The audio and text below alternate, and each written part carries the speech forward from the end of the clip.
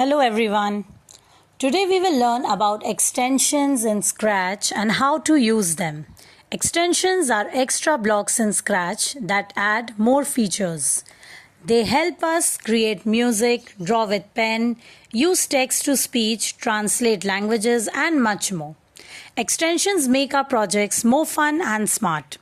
To add an extension, look at the bottom left corner of the Scratch screen. You will see a blue button called Extensions. Click on it. After clicking Extensions, many options will appear.